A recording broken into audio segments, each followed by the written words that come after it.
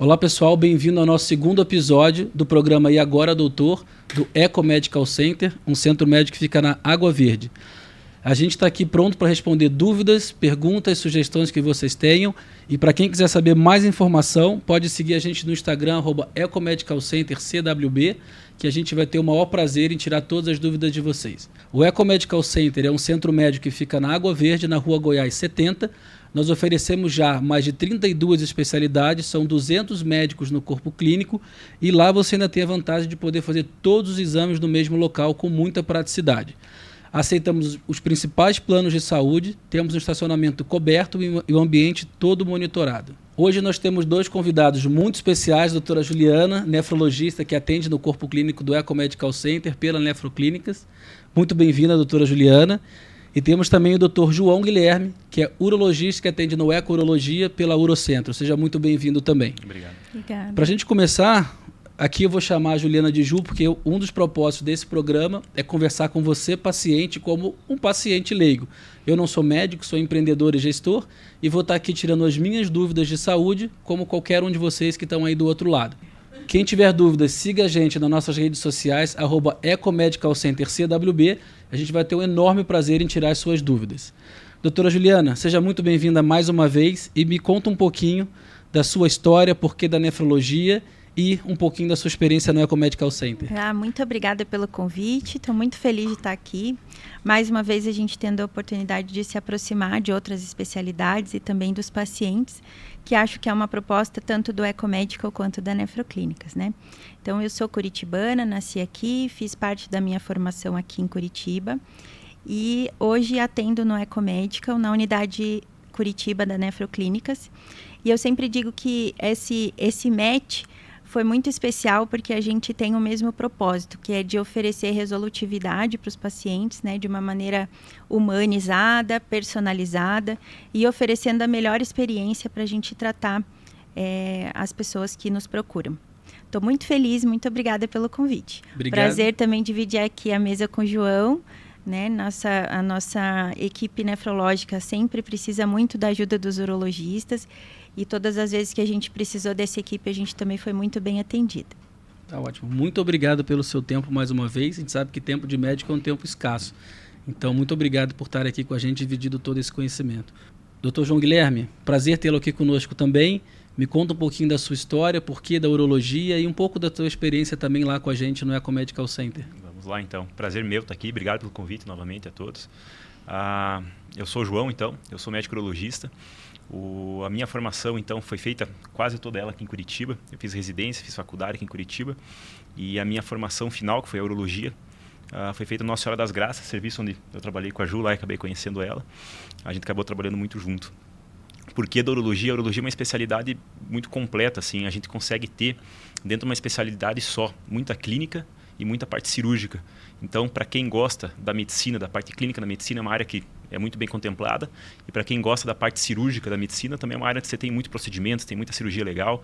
Então, é uma área assim que não tem como não se apaixonar, né? Quem gosta de cirurgia, quem gosta de clínica, é uma área muito legal a urologia. Eu acabei me afeiçoando já na faculdade pela urologia, durante um estágio que eu fiz fora. E acabei progredindo nessa ideia e terminei aqui como urologista hoje, trabalhando na Eco junto com o pessoal da nefrologia, junto com todas as equipes da Eco Médico ali, que hoje funcionam muito bem, né? Um sistema que está funcionando muito bem lá, está indo muito bem.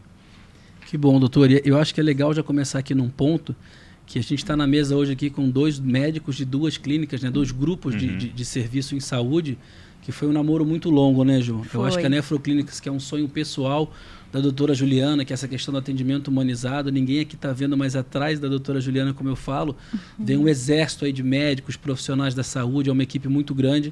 O doutor João não é diferente.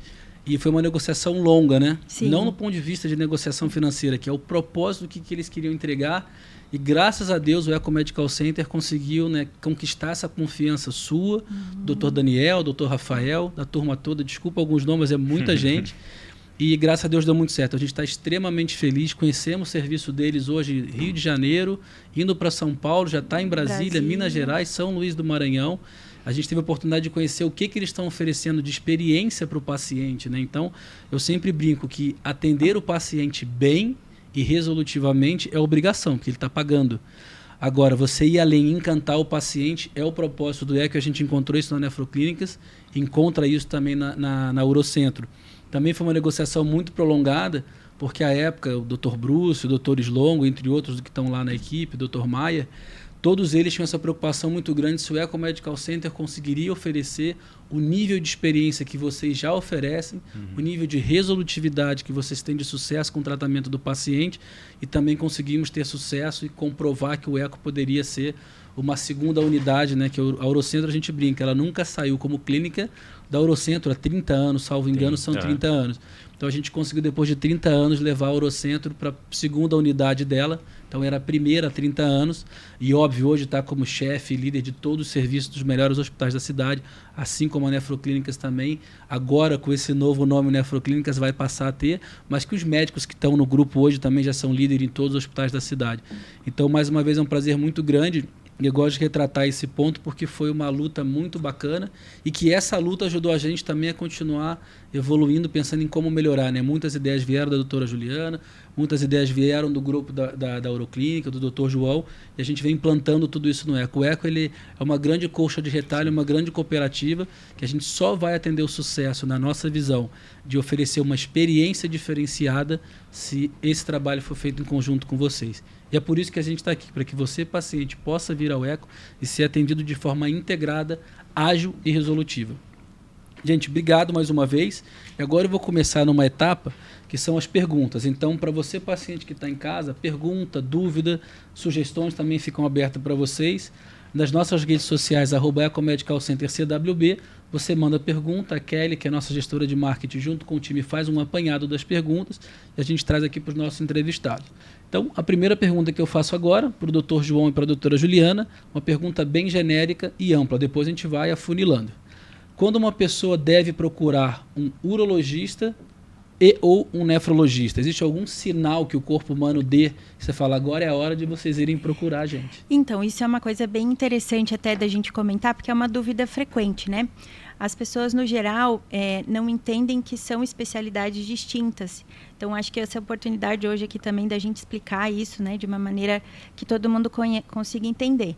Então, o nefrologista, ele é o clínico que cuida das doenças do aparelho urinário, né? Então, vai cuidar das infecções urinárias, da prevenção de recorrência de cálculos renais, vai cuidar das infecções, das glomerulonefrites, vai cuidar do transplante renal, da hemodiálise. Mas muitas vezes mesmo, o nosso trabalho, ele depende do auxílio, né, e da parceria com os urologistas, que são médicos com formação cirúrgica, né? Então, muita gente também tem dúvida, mas urologista não atende só homem, só próstata, esse é um clássico, né? Então, não, o urologista, ele cuida das doenças, mas com esse lado cirúrgico, de todo o aparelho urinário, seja masculino ou feminino. Então, muitas vezes a gente precisa ter esse link e eu acho que essa parceria entre os nefrologistas, né, e o Urocentro é muito bacana, porque ali a gente tem realmente profissionais de extrema confiança e extrema capacidade técnica. Então, muitas vezes a gente trabalha em conjunto. Às vezes tem situações em que o paciente nos procura primeiro e a gente acaba encaminhando para o urologista e vice-versa, né? Mas, no geral, assim, as questões clínicas associadas ao aparelho urinário, quem cuida são os nefrologistas, e as questões mais voltadas para o lado cirúrgico, de procedimentos, acabam ficando no escopo do urologista. Agora, tem situações, por exemplo, cálculo renal. A pessoa que vai com o urologista precisa tirar um cálculozinho renal, né? Precisa fazer algum procedimento para fragmentar o cálculo. E isso acontece mais de uma vez. Então, é um motivo para procurar um nefrologista. O nefrologista vai identificar se tem algum fator metabólico que está formando as pedrinhas de novo. Então, o urologista vai resolver o que já está criado e a gente vai tentar evitar que se formem mais. As infecções, por exemplo, de repetição, né? Às vezes a pessoa tem mais do que 2 infecções em 6 meses ou mais do que 3 infecções em 1 ano. Muita gente procura ou ginecologista ou urologista, mas também é uma indicação de passar com um nefrologista, porque quando existem essas infecções de repetição, existe o risco da infecção subir para o rim e isso ir formando cicatrizes e lá para frente desencadear até um quadro de insuficiência renal. Então, a ideia é que assim, as pessoas entendam que são especialidades distintas e que muitas vezes a gente vai estar nessa interface, né, de juntar as forças aí para oferecer o melhor atendimento. como a Ju bem lembrou ali, o urologista ficou famoso por causa da próstata, né? Tem muita gente que vai lá e fala, não, mas vocês não cuidam da próstata? Eu falei, não, a gente cuida da próstata, mas a gente cuida muito mais da próstata. Tantas né? coisas. Muitas coisas. Eu sempre gosto de falar para o paciente e tentar imaginar o nosso trato urinário ali, né? Que são os rins, os uretérios, né? Que são os canais que ligam os rins com a bexiga, uretra, que é o canal onde você elimina a urina. Imaginar todo esse trato. O urologista faz a parte cirúrgica desse trato. Que nem eu falei, no nosso dia a dia a gente faz muita parte clínica porque a gente acaba absorvendo o paciente pra gente, sabe? Mas a gente faz toda a parte cirúrgica desse trato urinário. E, de uma maneira complementar, a gente faz toda a parte também do aparelho reprodutor masculino, né? Então, pênis, testículos, da patologias que envolvem o pênis e testículos, a gente acaba assumindo também. Como a Ju falou, é interessante a gente lembrar que o nosso trabalho não é isolado, né? A gente trabalha junto. E isso é uma coisa que é importante pra gente. A gente opera cálculo urinário, opera no rim, a gente opera. A gente faz o cuidado desse paciente pós-operatório, a gente faz uma prevenção para a formação, mas tem muitos pacientes que viram clientes nossos, né, Ju? Vão lá, a gente conhece por nome e sobrenome, assim, que tem pedra uma vez por mês, que tem uma pedra incomodando a cada 2 meses. É impressionante, assim. E esses pacientes, então, a gente precisa do auxílio do nefrologista, porque ele tem uma habilidade de manejar a parte clínica, a parte metabólica do paciente, que é muito melhor do que a nossa, né? Muito mais desenvolvida do que a nossa. E aí a gente acaba trabalhando em conjunto, né, Ju? Então, esse paciente vai lá para a Ju. A Ju, quando pega um paciente desse para cirurgia, manda o paciente para a gente. Então, é uma troca que acaba acontecendo na especialidade. É muito bacana. E essa proximidade ali no eco também é muito bacana, né? porque a gente já tinha essa proximidade no hospital, né? Então, essa facilidade, esse acesso aos colegas para a gente ser resolutivo e rápido no tratamento. E agora a gente consegue transportar isso para o mundo ambulatorial ali no eco, né? E eu vejo no eco ali a facilidade que a gente está tendo, né, Patrick? O paciente... Primeira consulta, já vai lá contigo, você conversa com ele com a suspeita de cálculo. Ele desce ali na radiologia, faz o exame e volta a conversar contigo em 30 minutos. Pô, precisa de uma consulta com a nefro. Desce na nefro, sobe na nefro agora, né? Sobe na nefro, conversa com o nefrologista. Então é extremamente resolutivo, assim. E isso gera uma experiência muito boa para o paciente, né? Porque o nosso foco lá é bom esse ponto que os dois tocaram, porque assim... um dos principais motivos que fomentou, né, o Dr. João Luiz à época, o projeto do Eco eu brinco, ele está vivo, nasceu, inaugurou em junho de 2022, mas ele está na cabeça do João há 15 anos. E o principal problema que ele queria resolver é como é que eu trato um paciente clínico ambulatorial sem ser dentro de um hospital, de fato. Então hoje o Eco a gente desenvolveu e desenhou daquela maneira e vem aprimorando para justamente conseguir no ambiente clínico dar o mínimo de suporte como se ele estivesse no hospital. Então o paciente chegou ali, o médico desconfiou que o que ele tem pode ser um pouquinho mais delicado, ele consegue fazer o famoso exame de encaixe, seja ele de sangue, seja ele de imagem. E isso hoje realmente não tem, né? Você consegue ir para uma emergência, você consegue, mas num consultório você não consegue. E o Eco acabou unindo os dois, e é nisso que a gente está tentando se aprimorar.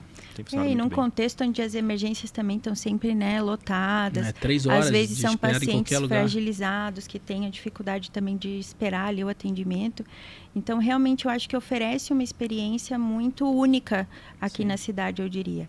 E, assim, como as equipes que estão ali são equipes extremamente capazes tecnicamente, né, éticas, eu acho que a boa prática da medicina, ela fica resguardada num ambiente onde a gente sabe que para qualquer uma daquelas pessoas que a gente estiver encaminhando os pacientes ali, a gente vai ser bem atendido. Né? Então, isso é muito bom, muito gostoso poder trabalhar assim. Que bom que vocês estão felizes, porque a gente está muito feliz com vocês lá. Agora eu vou para o português, que eu brinco, né? O leigo. Então, se a gente botar assim, na palavra do leigo, seria: o nefrologista cuida enquanto não precisa operar, ou se precisar operar, ele ajuda a manter um tratamento que ele não volte a operar novamente. Exatamente. E o urologista trata mais quando já está numa fase né, operatória, que tem que realmente ir para uma cirurgia ou para um procedimento. Mas, naturalmente, você que está em casa, que queira procurar o médico, pode ser que você vá a um urologista e tenha que ser encaminhado para um nefro, pode ser que você vá para um nefro e tenha que ser encaminhado para um uro, ou pode ser que você vai ter que ser tratado pelos dois. O quanto antes você procurar, melhor. Então, é o que eu falo lá em casa. Hoje em dia, como leigo, mas eu leio muito, né? Quanto antes você procurar atendimento, mais fácil você ser tratado, independente do problema que você tem. A medicina evoluiu demais, e quem está falando aqui não é um médico. Patrick, né? Tive pai com câncer de próstata, tive sogro com câncer de próstata, tive um tio agora que está em fase final de diagnóstico, graças a Deus, mesmo com uma próstata de 85 gramas, que eu aprendi o que é isso, graças a Deus parece que não é câncer de próstata, já fez alguns exames e não identificou a malignidade, mas é o que eu falo, o meu pai deu muita sorte, o meu sogro sempre se cuidou e meu tio deu muita sorte. Então, o quanto antes você tiver qualquer sinal, a gente vai falar sobre esses sinais aqui, procure atendimento, seja urinário, seja dor no peito, seja dor de cabeça, tontura. Hoje em dia, a maioria das pessoas que acabam tendo uma evolução ruim da doença é por ignorância, é por falta de cuidado e prevenção. Eu vejo isso no dia a dia de vocês lá agora como médico, e eu que estou inserido nesse ambiente já há 3 anos, como tem gente, né, na minha família que não se cuida e aí realmente fica difícil. Hoje em dia quase tudo tem tratamento, mas aí a pessoa tem uma vida cheia de debilitações, de restrições. E aproveitando, né, esse gancho, Patrick, acho que uma coisa bem bacana para quem está escutando é assim, às vezes as pessoas se preocupam com as doenças do rim quando dói o rim, né? Mas na verdade, muitas doenças graves do rim não se manifestam como dor. Muitas vezes a pessoa não vai inchar ou vai demorar para inchar. Então, as doenças do rim, aquelas que são, né, potencialmente que levam à insuficiência renal, são doenças silenciosas. Eu vou falar que as doenças perigosas não geram sintomas. Exatamente. Se a gente for pensar, né? Então, quando a gente tem Todas elas. sintomas da insuficiência renal, por exemplo, o paciente muitas vezes já perdeu 80%, 90% da função dos rins, que é quando começa a inchar, urinar menos, né, tem enjoo. Então, é muito importante que a gente cada vez mais esteja atento aos sinais do organismo, né, mas que a gente faça realmente consultas frequentes, porque a doença do rim, num estágio mais avançado, ela é muito mais difícil da gente tratar. E a gente tem métodos fáceis, simples, baratos para detectar a doença nos estágios iniciais e para retardar a progressão da doença, que é a nossa principal, nosso principal intuito, né? Que o paciente conviva com a doença uma vez que ela é crônica, mas que essa progressão para um estágio mais avançado aconteça da forma mais lenta possível. Então, às vezes a pessoa diz, mas eu não tenho dor, eu tomo bastante água, eu não incho, como que eu estou com problema renal? E isso, infelizmente, é muito comum, porque a doença é silenciosa. Então, gente, fica atento. O assim, o que a gente pode tirar de positivo do começo da conversa, eu acho que é isso, né? Faça seu check-up, faça exame de rotina, procure médico preventivamente, não espera virar nada, né? Um incômodo muito agudo, porque realmente gerado, senão volta atrás, é irreversível muitas vezes. Ou é o que eu falo, né? Ter vida com qualidade. Vamos conversar umas perguntinhas aqui. Eu tenho uma dúvida muito grande, que eu até já fui estudar para aprender a resposta, mas acho que pode ser a dúvida de muita gente e eu quero fazer ela aqui. Para que serve essa tão famosa próstata? Qual que é a função dela dentro do organismo humano? A próstata, então, é uma glândula, tá? Que ela fica... A maioria das pessoas não sabe nem onde fica a próstata, né? A gente fala assim, onde que está a próstata? Ela fica logo abaixo da bexiga. Então você tem a tua bexiga como se fosse uma bolha, né? Uma bola que serve para armazenar a urina. Logo abaixo da bexiga você tem uma glândula que tem o tamanho de uma noz, pecan, assim. É o maior exemplo que a gente usa, né? Aquela noz comum que você encontra no mercado. Uma glândulazinha que fica logo ali abaixo. Para que serve a próstata? Ela produz líquidos que ajudam a formar o nosso ejaculado do homem, né? Então, quando o homem ejacula, grande parte daquela secreção que é ejaculada é formada pela próstata, pelas vesículas seminais. A mínima parte dela é formada pelo testículo, né? Todo mundo acha, o homem quando ejacula, o que vem de lá é do testículo. Não. A parte que é formada pelo testículo é microscópica, que são os espermatozoides, né? Todo o restante do volume do ejaculado ali é formado pelas vesículas seminais e pela próstata. Então, a grosso modo, ela é uma glândula que ajuda na parte, principalmente da ejaculação masculina, tá? Mas é uma glândula esquecida, assim. A maioria dos homens não sabe onde fica, não sabe por que está ali, o que acontece. Então é bem comum a gente ter essa dúvida. E é uma glândula hoje que gera muito incômodo, assim, sabe? Por quê? A população masculina cada vez vive mais, né? A gente tem uma expectativa de vida que cada vez aumenta e a gente tem uma expectativa, e a gente tem a gente quer envelhecer com qualidade de vida.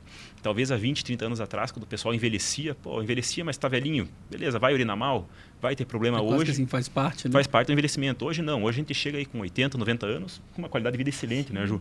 Então o homem começou a mirar na próstata. Peraí, não é normal urinar mal. Não é normal ter uma doença ali que pode custar caro, um câncer de próstata. A gente tem que entender isso. E hoje o homem vai atrás. Eu acho que a maior preocupação do homem aí com 40, 50 anos hoje, quando a gente fala de saúde, é a cardíaca, com certeza, né, que todo mundo tem medo, e a próstata, porque tem uma campanha muito importante em televisão, do Novembro Azul, tudo isso, para conscientização sobre a saúde da próstata. A maioria dessas campanhas foca muito ainda no câncer de próstata, né? Que é uma coisa que acontece, claro, mas não é tão comum assim. O câncer de próstata é uma coisa menos comum, por exemplo, que o aumento da próstata, que é uma doença extremamente comum e que gera um dano extremamente importante para o paciente, inclusive pegando a parte renal, né? É verdade. Às vezes atrapalha o funcionamento do rim, tira a qualidade de vida, né? Aquela pessoa que de repente tem que acordar várias vezes à noite ou tem escapes de urina durante o dia, né? Não consegue esvaziar a bexiga.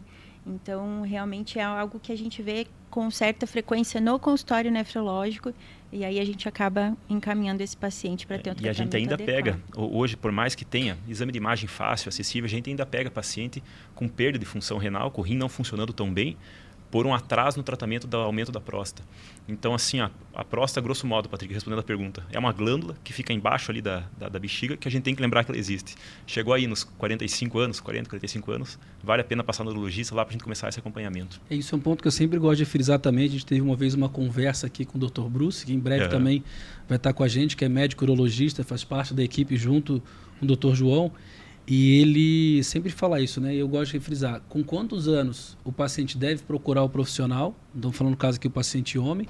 E se ele teve ou não algum caso na família. Exatamente. Tem duas idades ali mais ou menos que vocês recomendam, né? Hoje, essa é uma discussão grande, assim, sabe? Mas a grosso modo a gente diria o quê? O paciente que tem histórico familiar ou que tem fatores de risco, a gente vai trazer o acompanhamento dele um pouco antes, assim, vai trazer aí para 40 anos.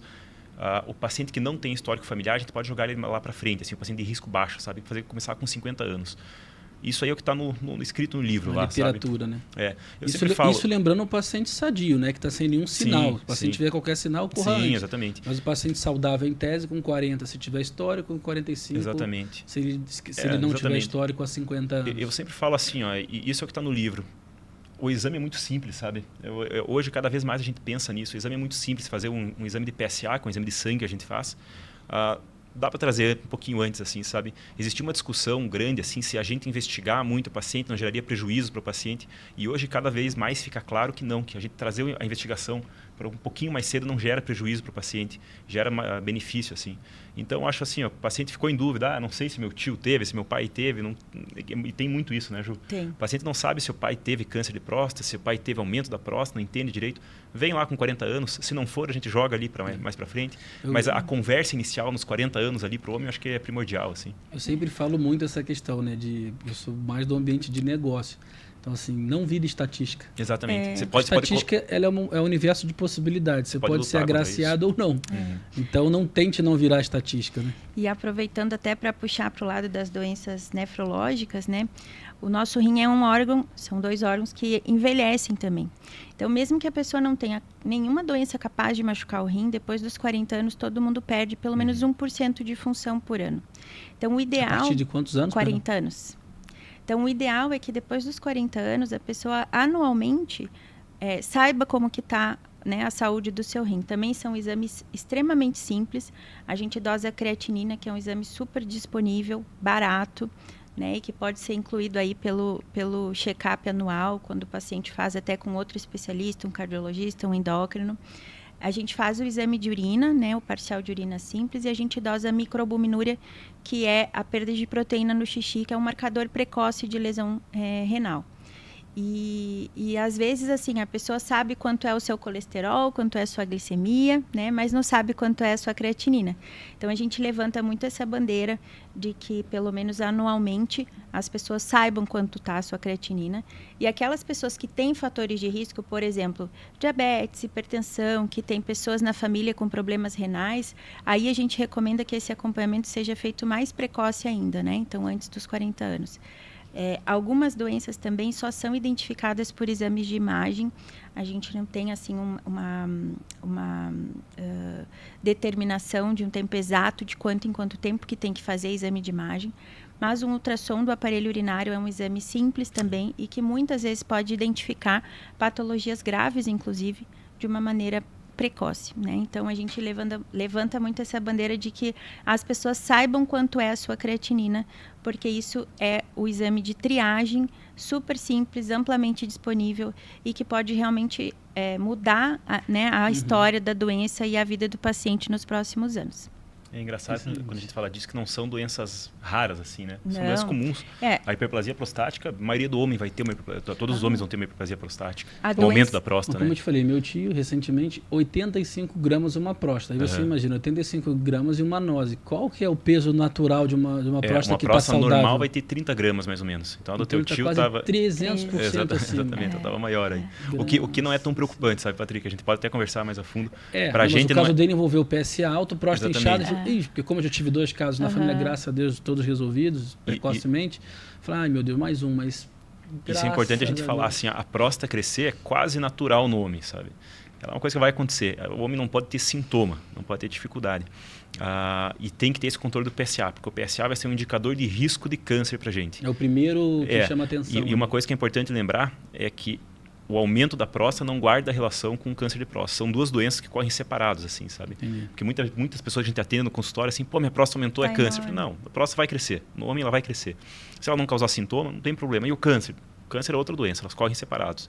Então, o teu tio, né, que teve aumento da próstata, provavelmente ele teve um aumento da próstata. O PSA, que é uma enzima que é produzida pela glândula da próstata ali, ele sobe pelo próprio aumento. E a gente só tem que entender nesse paciente se ele subiu porque a próstata cresceu, que é natural, né? A próstata cresce, ela produz mais PSA, ou se ela subiu, o PSA subiu por causa do câncer, que é um outro fator que faz crescer. Mas vale ressaltar que crescer a próstata é comum, assim, senão o pessoal, pô, cresceu minha próstata, é normal. A gente não pode ter sintoma, a gente pode conversar mais pra frente ali sobre os sintomas, mas a gente não pode ter sintoma do crescimento. Entendeu, gente? Muita dúvida legal que vai tirando, né? Eu aqui como leigo, você também, se é paciente leigo, também tem médico assistindo a gente, é um prazer ter vocês aqui. Um monte de dúvida bacana. E agora eu vou fazer para a doutora Juliana, mas antes eu quero só frisar uma coisa, vou fazer uma nova pergunta. Veja que ela falou, a partir de 40 anos de idade, perde-se 1% da função renal. O então, rim envelhece também. Uma matemática de padaria que eu brinco. Se essa pessoa viver, como você disse, né, 80 anos hoje, a idade média cada vez mais vem aumentando, a gente pode dizer que a pessoa com 80 anos está com 60% do rim funcionando. A gente em média. Então, olha a perda da função que se tem. E outra coisa interessante, você que está em casa, conversa com o seu médico para incluir no teu check-up a medição da creatinina. E o exame de urina. E é legal, porque a Ju sempre fala isso, então eu já aprendi. Mas realmente, antes de eu conhecer a doutora Ju, ninguém falava sobre essa tal creatinina. Pelo menos eu não ouvia, não vivia no meio médico. E ela sempre fala isso, gente, é só pedir uma creatinina, você já começa a pegar ali os marcadores, então a creatinina ajuda você a eventualmente avaliar com o teu médico se você pode ou não estar tendo uma disfunção isso mesmo. Dos rins. É a primeira bandeirinha vermelha que a gente diz, né? Lógico, depois a gente faz uma investigação mais aprofundada, tem algumas causas que aumentam a creatinina sem ser necessariamente a insuficiência renal, mas é um exame de triagem, né? E que traz muitas informações valiosas para a gente. E a insuficiência renal, né, a doença renal crônica, ela atinge 1 em cada 10 pessoas no mundo. Nossa, 10%. Então é muita coisa, né? As estimativas dão conta de que lá em 2040 a doença renal crônica vai ser a 5ª causa de morte no mundo. Isso porque as pessoas estão envelhecendo mais, né? Os tratamentos oncológicos estão cada vez mais modernos também. Então, pessoas que antes tinham cânceres agressivos e não sobreviviam, sobrevivem. A gente tem a questão do Covid também, que muitas pessoas tiveram os rins afetados e ficaram com sequelas da Covid nos rins. Então, a tendência é que esse número cresça, né? Então, eu acho que é importante a gente disseminar essa informação para que os próprios pacientes possam conhecer, né, o seu corpo. E essa questão do envelhecimento, a gente tem também um cuidado muito grande, assim como o João falou em relação à próstata crescer, é normal com a idade, né? Então, a gente tem sempre essa preocupação em diferenciar o que é o envelhecimento natural do rim, não associado à doença, e o que é a insuficiência renal crônica no paciente idoso, que é uma coisa extremamente comum, né? Pressão alta e diabetes são as duas principais causas de insuficiência renal. Então, cada vez mais a gente tem mais pessoas hipertensas, diabéticos e com insuficiência renal. E às vezes, assim, muitas vezes a gente vai ter medicações para usar para esses doentes, mas muitas vezes a gente vai ter orientações do que não vai machucar o rim. Então, orientações do que eles devem evitar para não prejudicar o rim, orientações para se precisar fazer algum procedimento, como é que a gente faz para proteger o rim. Então, mesmo que não haja um tratamento específico com medicação, em alguns casos, como no envelhecimento natural do rim, a gente tem uma série de orientações que vão garantir que a gente vai estar oferecendo ali os cuidados, né, para esses 2 órgãos que, na minha opinião, são os mais lindos do corpo humano. Se juntar os dois assim, forma quase um coração. Forma quase um coração. Tem um ponto legal aqui, doutora, que você falou, eu quero frisar que esse é o principal propósito desse programa, né? Quando a gente criou o nome, ficamos pensando, aí agora, doutora, é justamente disseminar informação para que você, leigo, paciente, médico, enfim, profissional da saúde, possa tirar suas dúvidas de uma conversa muito informal, realmente instruir vocês de como ajudar. Uma pergunta muito rápida para a gente partir agora para as perguntas dos nossos telespectadores. o exame da creatinina, ele não precisa ser feito nada mais, né? O exame próprio de sangue é só o profissional pedir para que seja feito esse marcador, então não precisa fazer exame a mais, tirar mais sangue, nada disso, furar dedo, nada disso. Só ele incluir lá a creatinina e vai ser medido esse marcador. No mesmo exame que se coleta o colesterol, o hemograma, a glicose, se coleta a creatinina. É um exame que tem em todos os laboratórios, extremamente disponível, né? E barato, inclusive. Então, assim, não se justifica a gente não saber quanto que está a nossa creatinina e, com isso, a gente estimar a nossa função do rim. Então, você, paciente, conversa com o seu médico e você, médico, começa a olhar a creatinina do seu paciente. Isso aí. Quem tiver dúvida, a doutora Juliana pode responder através do nosso Instagram ou dos nossos telefones. Vocês conseguem chegar em contato com ela muito rápido. Isso mesmo. Bom, vamos partir agora para as perguntas dos telespectadores. Essa eu vou ler aqui. Primeiro para o Dr. João, é um relato de um paciente. Nos últimos meses, comecei a sentir uma queimação desconfortável ao urinar e precisei ir ao banheiro com mais frequência. Também notei um odor estranho na minha urina. Pensei que pudesse ser apenas uma irritação passageira, mas o sintoma persiste. Gostaria de entender a possível causa por trás desse sintoma e saber quais abordagens de tratamento podem ser consideradas. E agora, doutor? Vamos lá, então. Essa é uma queixa muito comum, né? É muito comum mesmo, assim, em consultório. E é uma queixa comum e que você vê que o pessoal, como está no teu relato ali, eles demoram muito tempo, às vezes, né, para procurar atendimento. Quando você me conta a história, assim, Patrick, a primeira coisa que vem na nossa cabeça é a infecção, assim, sabe? Que seja uma infecção. O quadro clássico da infecção é aquela paciente que tem uma ardência para urinar, vontade de ir mais no banheiro, tem que estar indo de pouco em pouco tempo no banheiro, tem que sair correndo achar banheiro, achar uma dor na região suprapúbica, que é o pé da barriga, assim, sabe? Ali logo abaixo do umbigo, uma dor ali para urinar. E é um quadro muito comum, principalmente em mulher, sabe? E a gente vê isso muito no consultório. Qual que é a importância da gente identificar e principalmente tratar a infecção urinária? A infecção urinária é um quadro, infecção urinária baixa, que a gente chama, que é essa dor para urinar. Ela é um quadro que não gera malefícios para o paciente, mas ele é um quadro prazo, né? em curto prazo, mas que a longo prazo, como a Ju falou lá no começo da conversa, ele pode subir, que a gente chama, a infecção subir para o rim e fazer o quadro que a gente chama de pielonefrite, que é uma infecção do rim. A infecção do rim é um quadro potencialmente grave, assim, com risco de sepse importante, risco de vida, risco de perda de função renal, ou seja, quando o paciente tem infecção no rim, essa área que foi infectada vai virar uma cicatriz e vai parar de funcionar no futuro. Então ele perde a capacidade do rim filtrar a urina. Então, assim, a gente identificar o quadro de infecção urinária é extremamente importante. Tem outras doenças que podem fazer um quadro muito semelhante à infecção urinária, mas essa diferenciação a gente vai fazer sempre no consultório, assim. Tem quadros de bexigas que são mais irritadas que o normal, que vão dar sintomas semelhantes à infecção urinária, mas, mais uma vez, com um exame simples, um exame de laboratório simples e uma conversa, a gente consegue identificar muito bem o quadro de infecção urinária. Uma coisa que é interessante também que você falou, que essa pessoa tem o quadro há meses, assim. É muito comum, principalmente em mulher, novamente, a gente ter o que a gente chama de quadro de infecção urinária de repetição. Ou seja, aquela mulher que uma vez a cada 2 meses, uma vez a cada 3 meses, tem infecção. Ela vai lá começar com ardência para urinar, o dia que ela tomou menos água, que ela segurou mais o xixi, o dia que ela teve relação sexual, ela vai ter os sintomas. E aí, que nem a gente falou, é uma chance pequena da infecção subir para o rim, mas ela tem essa infecção a cada 2, 3 meses. Então a chance vai aumentando, né? Então essa paciente que tem infecção urinária de repetição, é importante identificar ela e principalmente a gente tratar ela de uma maneira mais precisa, assim. A gente tem métodos para fazer isso no consultório para evitar que ela fique se expondo ao risco de uma infecção complicada. Exatamente. E é extremamente simples de fazer no consultório, é muito efetivo, assim, sabe? E eu sempre falo para paciente, você não pode conviver com a infecção. Não pode se acostumar com isso, né? A gente recebe muitas pacientes que falam, não, mas desde a minha adolescência é assim, né? E eu falo que nós mulheres somos nesse ponto, assim, azaradas, vamos dizer assim, porque a nossa uretra, que é o canalzinho que leva a bexiga até o meio externo, ela é muito mais curta que a do homem. E a gente tem ali na região próxima à uretra muitas bactérias, tanto da cavidade vaginal quanto da região do finalzinho do intestino. Então, a chance que essas bactérias têm de atingir a uretra e se instalar na bexiga é muito maior do que os homens. Mas a maioria das pessoas acostuma com isso. Sim. Então, isso a gente também sempre leva em consideração e no consultório eu costumo sempre falar, gente, não é normal sentir dor para urinar, né? E se não for infecção, a gente tem que procurar outras causas, porque isso impacta em qualidade de vida. Às vezes a pessoa não tem infecção, mas tem outra causa de dor para urinar e fica tomando antibiótico sem necessidade, né? Isso gera resistência bacteriana. Então, não é normal sentir dor para urinar. E a grande maioria dos casos de infecção urinária de repetição de infecção urinária, assim, no geral, a gente consegue controlar com orientações, assim, né, Ju? Sim. Aumentar a ingesta de líquido, que é uma coisa que a gente vai falar mais 20 vezes até o fim da conversa, né? Aumentar a ingesta de líquido, por exemplo, hábito intestinal. Nossa, a mulher que tem o intestino mais preso, né, que é mais constipada, vai ter mais infecção urinária. A mulher idosa, que já está passando ali da menopausa, vai ter mais infecção urinária.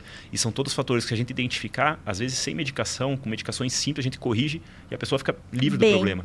É que nem a gente falou, não pode conviver com a doutora Você tem que controlar a infecção para não viver com ela. A gente tem que ter, mais uma vez, qualidade de vida, né? Sim. Viver sem ter nada incomodando. E o que vocês falaram, né? A mulher, ela é muito mais... A doutora Juliana ia falar, mas eu peguei o gancho. Assim, mulher é muito mais resistente à dor, né? Eu brinco Muito. sempre que eu sou um homem feminino. Que eu fui criado muito mais pelo meu pai, piloto de avião, hoje aposentado, mas à época viajava muito, então fui criado muito pela minha mãe e minhas avós.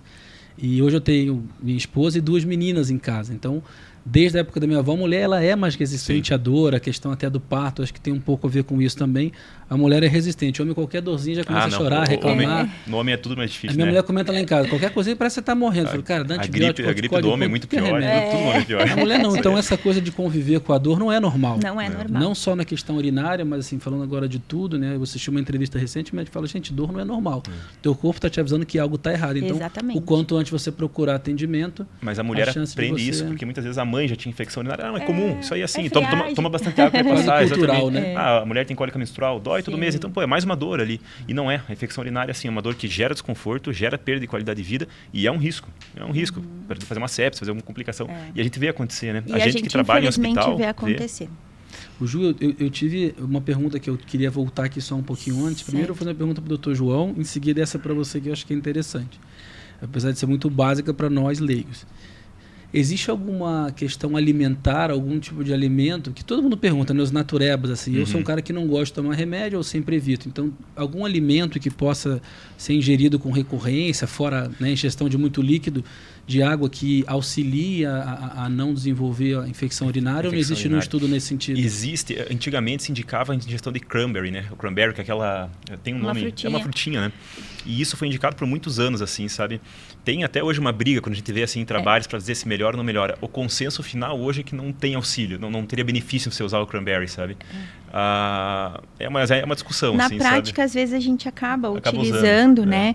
Por ser inócuo simples, também, né? E aí a gente manda manipular, mais controlar. É uma frutinha, né? Exatamente. O impacto seria assim... Explicando em teria palavras efeitos colaterais. Estatística. É como se ele formasse deixasse a camadinha de dentro da bexiga encerada. Então, a bactéria tem dificuldade de se fixar ali na bexiga. Realmente não existe literatura robusta que embase o uso, mas muitas vezes a gente acaba usando em mulheres jovens, porque é uma questão empírica também, né? Eu sempre falo que no consultório vocês atendem tanta gente que vai vendo o que funciona ou não. Eu sempre falo remédio de vó, assim, sabe? Tem coisas que eu uso, assim. Cara, que é uma coisa que não está escrito, mas, cara, você aprendeu com alguém e funciona. Sim. E acho que o cranberry talvez fique nisso. Talvez não tenha uma literatura, mas dá para usar, né, Ju? Dá para usar. Mas assim, infecção urinária, eu sempre falo, são hábitos que a mulher tem que ter para evitar ter. É a mulher que vai tomar bastante água, que não vai segurar o xixi, a gente sempre faz uma série de orientações, que vai ter o intestino funcionando muito certinho. A gente sempre explica também, depois de ter relação sexual, né? Sempre urinar, esvaziar a bexiga. Que muda muito. Então, as pessoas perguntam, mas é uma infecção transmitida pelo sexo? Não é. Mas o ato de urinar, você lava a uretra. Sim, e isso diminui a chance de, na hora do atrito ali, da relação, ter contato da bactéria com o canalzinho da uretra. Então, eu brinco que urinar é um mecanismo de defesa. Sim. Então, se eu tô lá e seguro o xixi, eu inibo, né, a resposta do meu organismo de que eu tenho que esvaziar a urina, ali eu tô evitando ou dificultando que esse canalzinho seja lavado, vamos dizer assim. Então, realmente é algo que, assim, são orientações que muitas vezes a gente acha que a pessoa já sabe ou que passa batido, mas faz total diferença. Tem que ir ponto a ponto, assim, né? Porque às vezes é uma coisinha ali que gera, né? Que está gerando problema para a pessoa, e você corrigindo isso, o problema se resolve praticamente. De forma muito prática, muito sem até medicação, sem né? medicação, sem antibiótico, sem nada. Né? E uma coisa também que é bem importante, às vezes a pessoa tem a dor para urinar, fica em casa tomando medicações que a vizinha indicou, que alguém tinha na bolsa, né? Entre elas os anti-inflamatórios, que são medicamentos potencialmente tóxicos para o rim. E às vezes urinários, que todo mundo adora, que muda a cor da urina e tudo mais, que são situações que não vão resolver o problema. E às vezes a gente mascara ou atrasa esse diagnóstico e o tratamento. Como eu falei ali, o importante da infecção urinária é você, tendo os sintomas, procurar atendimento. porque você não tratar pode ter um custo muito alto e você tratar hoje é muito simples. É muito simples. Às vezes com antibiótico de dose única. Um antibiótico de dose única você resolve a história e você sai daquele risco de ter uma infecção grave, de ter uma infecção no rim. Então eu sempre falo para os pacientes, tem pacientes que nem eu falei, que a cada 1 mês, 2 meses vão ter uma infecção. Teve sintoma? Trata.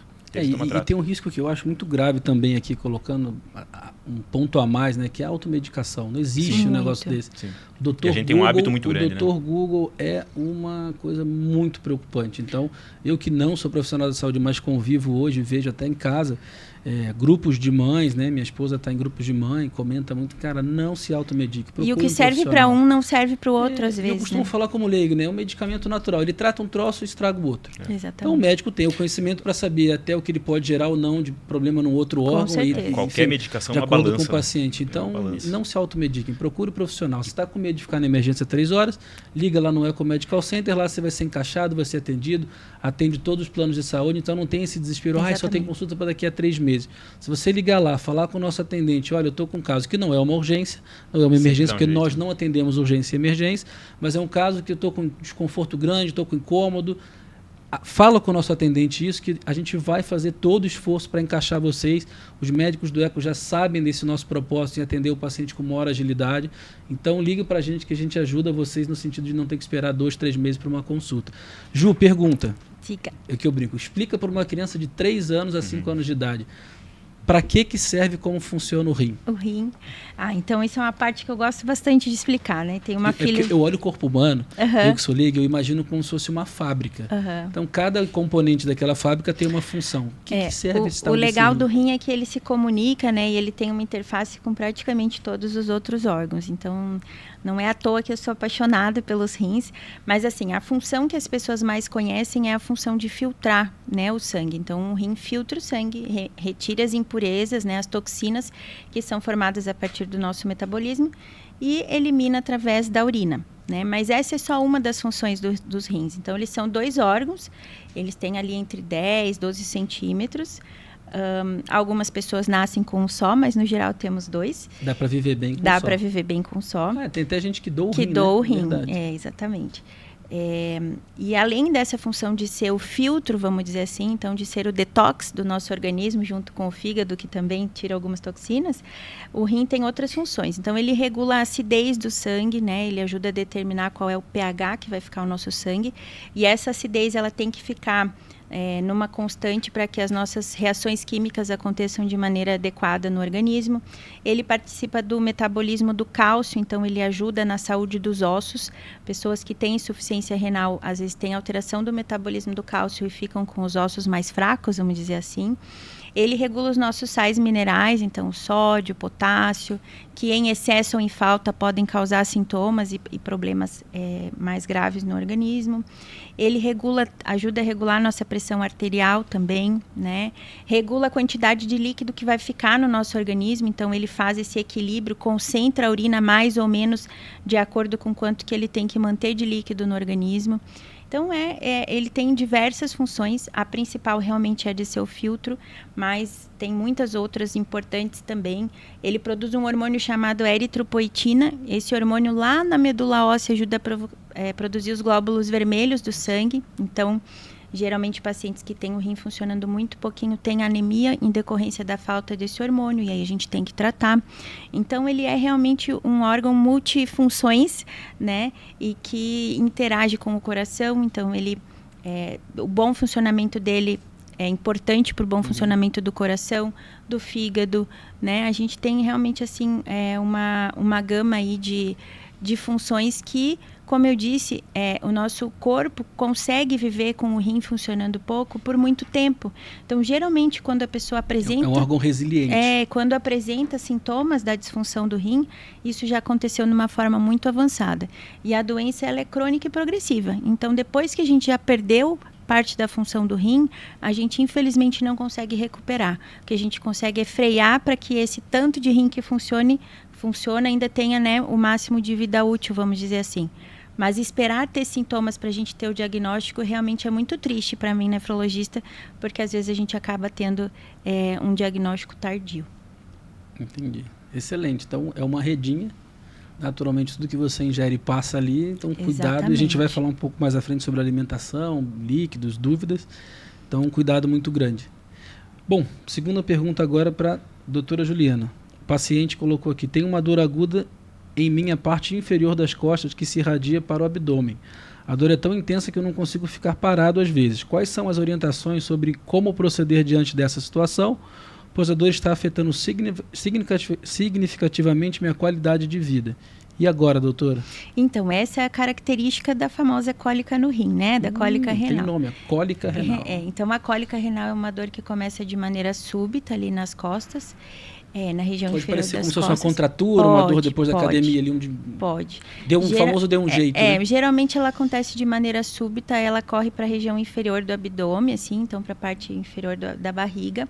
Algumas pessoas conseguem, né? Alguns homens sentem ela irradiando para a região do testículo, que é, na verdade, o trajeto do ureter, aquele canalzinho que liga o rim na bexiga. E algumas mulheres sentem a dor irradiando para a região dos grandes lábios. Quando a gente tem uma dor dessa aguda, geralmente a gente precisa passar por uma consulta médica de urgência mesmo, porque o que acontece? Às vezes a pedrinha está passando do rim para ir em direção à bexiga e é uma pedrinha pequena que vai passar e vai ser eliminada sem maiores problemas. Mas às vezes é um cálculo maior que entope esse canal, né? Então, uma dor dessa forma, que não melhora, associada a sintomas urinários, de dor para urinar, né? Principalmente se tiver sintomas de infecção associados também, é uma urgência ser avaliado por um médico, mas no geral essa é a dor do cálculozinho migrando do rim para ser eliminado. Se for um cálculo pequeno, às vezes com remédio a gente ajuda e ele é eliminado, às vezes a gente precisa da ajuda do urologista, né, quando é um cálculo muito grande ou quando ele está impactado, né, está entupindo ali o canalzinho que vai do rim para a bexiga. E disse uma dor insuportável, né? Isso. Recentemente teve um caso lá no Eco. É muito Não vou forte. dar nomes aqui para não expor, mas teve um problema lá, estava até longe da cidade, conseguiu chegar e tudo, dor. Uma dor muito aguda. Quando eu vi, estava branco. É uma dor muito intensa. O lábio branco, assim, abatido. Toda mulher que já teve parto normal e teve cólica renal fala que a dor da cólica é pior que a dor do parto. 100%. O que eu achei legal agora, assim, né? Chegou lá no Eco, foi atendido rapidamente. Entrou na máquina de litotripsia, que é uma máquina que a gente tem no Eco Medical Center. Quanto tempo demorou ali? 20 minutos? 40 minutos, 40 minutos, já 40 saiu. No dia seguinte, quer dizer, imediatamente foi tratado, né? Foi dado um remédio para dor. Analgésico, tudo, fez a litotripsia. Dia seguinte, urinou a pedra, porque ela foi quebrada, né? A litotripsia, ela fragmenta a pedra. E vida normal, mas eu fiquei impressionado como a pessoa estava batida. Então era uma dor essa área do aguda. Cálculo é uma das principais áreas que a gente acaba trabalhando junto, né, Ju? É verdade. Eu sempre gosto de explicar para o paciente a formação do cálculo no rim, ela ocorre dentro do rim, né, Ju? E ela não gera sintomas. É mais uma doença que a gente pode prevenir, né? A gente diz assim, eu explico assim, quando o cálculo está lá paradinho no recheio do rim, ele não causa dor. Então, às vezes, a pessoa tem um exame que mostra um cálculo e acha que a dor nas costas dela é por causa daquela pedrinha. Não, exatamente. Vai doer quando ele quiser sair. Aí, quando ele quiser sair, o estrago acontece? Tá feito. O canal que liga o rim com a bexiga é um canal muito fininho, assim. Então, qualquer pedrinha que passe por ali, ela vai gerar uma obstrução desse canal. O que dói não é a pedra em si no canal, se a gente for tentar entender. O que dói na cólica renal é o rim não conseguindo tirar a urina de dentro dele. Então, esse rim começa a inchar. E essa dilatação do rim, o rim começa a inchar, começa a doer pra gente. Por isso que a dor vai e volta. Não é uma dor assim que ela fica um tempo, daqui a pouco ela passa. Ela fica e ela passa. Porque o rim ele incha até que em um momento a pressão é tão grande que ele acha um lugar para conseguir passar a urina. Ele dá uma murchada, a dor melhora. Daqui a pouco ele começa a inchar de novo. E então, assim, a dor é pelo inchaço do rim. E, que nem a Ju falou, uma pedrinha pequena que está presa no canal, a gente consegue esperar dar remédio para dor, a gente tem algumas medicações que ajudam esse canal a aumentar um pouco de tamanho e ter a pedra e ajudar a pedra a ser expulsa, mas tem casos que a gente tem pedras ali que a gente não acredita como elas chegaram lá, né? Pedras grandes assim. E nesses casos não tem, a gente tem que ir ou para uma litotripsia, como o Patrick falou, que a gente tem dentro da ecomédica hoje, ou para uma cirurgia. A litotripsia que o pessoal sempre fala, né, que é bater na pedra. É um equipamento que a gente tem dentro da eco hoje, que ele gera uma onda de choque que bate na pedra e vai fragmentando ela mesmo. Ou a cirurgia hoje para cálculo, 99% das vezes a gente faz ela sem cortes, né? Uma cirurgia que a gente faz pelo canal do xixi mesmo, ali entra com aparelhos especiais. Por vídeo, né? Por vídeo, tira a pedra com laser lá de dentro. Então, assim, a gente resolve, né, Ju? Tendo pedra no canal, a gente resolve. Bom, dando continuidade agora aqui, mais um relato de um paciente nosso. Esse aqui vocês respondem em conjunto também. Ao longo de vários anos, ando notando que estou me sentindo cada vez mais cansado, com menos energia. Minha pressão arterial começou a subir. apesar dos meus esforços para controlá-la. Além disso, minha pele está mais pálida e estou urinando com menos frequência. Diante dessas mudanças preocupantes, gostaria de compreender quais ações devo adotar para enfrentar essa situação e recuperar o meu bem-estar. Ótimo. Esse paciente ele realmente precisa passar por uma avaliação clínica, né? São sintomas inespecíficos, como a gente diz, então não são sintomas que são exclusivos de uma doença só, mas todos eles juntos, eles podem sim estarem presentes, né, num quadro de insuficiência renal crônica. Então, essa fadiga que geralmente vem da anemia por conta da falta da eritropoetina, que é aquele hormônio que eu expliquei que o rim produz. Urinar menos também, quando o rim está funcionando muito pouco, a quantidade de urina formada é menor, então às vezes a pessoa fica inchada, retém líquido, isso vai aumentar a pressão arterial. Às vezes esse líquido se acumula não só nas pernas, onde é mais fácil da gente ver, mas no pulmão, então a pessoa fica com dificuldade para respirar. Mas lembrando que esses sintomas, eles aparecem, infelizmente, numa fase muito tardia, né, da doença. Então, quando está assim, a gente pesquisa a insuficiência renal, a gente trata o que dá para tratar de complicações, mas nesse momento a gente tem mais dificuldade em retardar a progressão da doença. E muitos desses pacientes acabam chegando ao estágio 5 da insuficiência renal crônica, que é quando a gente precisa indicar a hemodiálise ou o transplante. E quantos estágios ou a diálise são? peritoneal. 1 a 5? São 5. Tá. Né? Então, esse é o paciente que passou onde não devia ter passado, exatamente. Né? Devia ter sido identificado antes. Esse paciente, o ideal é que o paciente que tem menos de 45% da função do rim, ele seja acompanhado por um nefrologista, idealmente. Né? Ou aquele paciente que apresenta perda de proteína no xixi, às vezes o rim nem tem tanta disfunção, mas a perda de proteína no xixi é um marcador precoce de doença do rim, e hoje a gente dispõe de métodos, inclusive farmacológicos, né? Remédios, para conter esse processo, vamos dizer assim, segurar o freio, né, da disfunção renal. Então, são sintomas que dá para se atribuir a um paciente com insuficiência renal crônica, mas que infelizmente aparecem já em um momento tardio. Muitas vezes o paciente, para você ter uma noção, às vezes o sintoma que ele vai apresentar é o enjoo, náusea, vômito, não consegue comer. E ele acaba indo, por exemplo, num gastro, porque ele acha que ele está com uma gastrite. E, na verdade, a ureia, que é essa toxina que a urina não está eliminando, está tão alta no sangue que isso causa o sintoma gastrointestinal. Uhum. Então, não é raro a gente receber pacientes que foram consultar num gastro primeiro, porque estava vomitando, sem apetite, emagrecendo, e no fim das contas era uma insuficiência renal. Por isso que a integração entre as especialidades também é muito importante, né? Às vezes eu estou lá num lugar, a gente recebe bastante paciente de outras cidades também, né? Nem todo lugar tem nefrologista disponível. Ali no ECO a gente está com uma equipe que tem todos os dias da semana tem um nefrologista para atender, mas a gente sabe que não é a realidade, né, de muitos lugares. Então, às vezes esse paciente que chega para outro colega com enjoo, vômito, que não está comendo, ele merece uma creatinina também, porque é um dos diagnósticos diferenciais desses sintomas. E até reforço aqui, gente, a creatinina é um exame tão simples, já está incluído no exame de sangue, vamos dizer assim.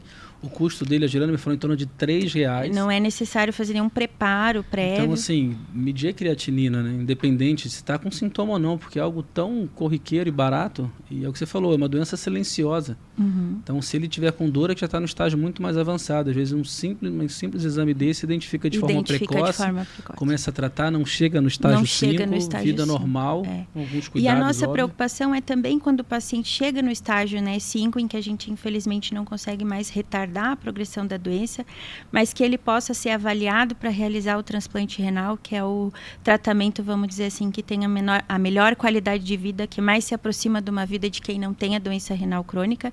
Não é um tratamento curativo, uma vez que o paciente vai ter que tomar remédios por toda a vida, né? Mas é o tratamento que melhor oferece qualidade de vida.